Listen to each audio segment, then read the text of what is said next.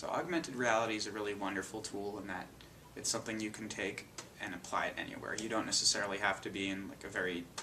We happen to be right here where we have Cambridge Common, which has a lot of rich, detailed history.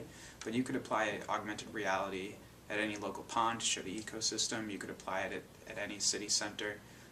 What's really important is creating these experiences, and then once you've done all that hard work, you really just have to update and change them every year in the future. So the legwork at the beginning, it's a lot of work to do. The platform that we used was pretty easy to build out, but the technical part is actually the easiest part of building augmented reality. It's really the planning and testing it, and then there's all the logistics of making sure you have an iPad or a phone in every student's hand, which is a whole nother issue. But once you have those things in place and you've run this once, the benefits of being able to do it over and over again and to make it more fun based on how your students went through it, it's exciting, and I think there's going to be more of them in the future. So a lot of the legwork that goes into developing an augmented reality experience takes place before you even touch the technology. You're building a very large scavenger hunt, and on top of that you're building a scavenger hunt that people need to be able to use with technology.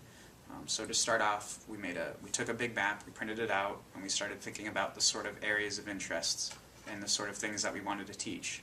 And then we created what you could essentially use as a regular old scavenger hunt, with some ideas later for how we were going to integrate the augmented reality, the bits, the fun stuff.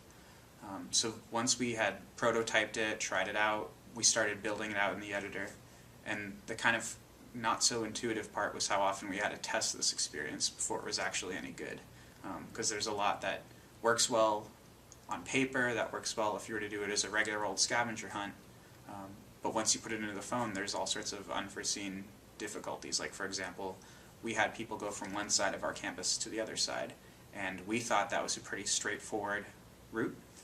However, there's a road in between, and so people would go the wrong way down the road, or they go through a path that they weren't supposed to, and we really had to think through waypoints, how people were going to walk, because at least with the authoring shell we used, it doesn't give turn-by-turn directions. It says your nav point is 500 feet this way, and getting there does not always mean walking in that direction for 500 feet. So it took a lot of planning and a lot of iteration to get it to be any good and to get it to be fun. So the platform we used is called Fresh Air, and just to start off with, augmented reality is a very large idea, and there's a lot of different ways you could implement augmented reality, and there are a lot of different things that could fall under the umbrella of augmented reality. So what Fresh Air did was we could create nav points, and at those nav points you could have triggers, and those triggers can include videos, those triggers can include images, text, but you could also give out users points or objects that were collected, so you could create a lot of game-like experiences. So I actually had a lot of fun building out the AR. It was fun finding content from all over the internet, starting to put that together with the real world, writing out descriptions, creating characters that would greet you within the AR. But one thing that was surprising and a little bit unexpected was how long it took to develop an AR. So the first one we built, we didn't quite know what we were getting ourselves into, so we didn't do enough planning at the beginning, because it's all about having a very good plan before you start building out the technology, but we kind of wanted to fiddle with the platform before we built it out. But it took us about 10 to 12 hours with a group of 4 people to create about a 15-20 minute experience. And a lot of that was trial and error. When we built it a second time, it took like 6 hours or so. But it really does take a while to get the hang for it.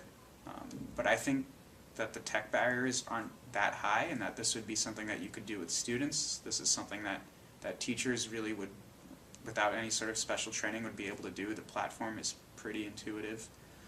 So if you can design a scavenger hunt, you can build for augmented reality.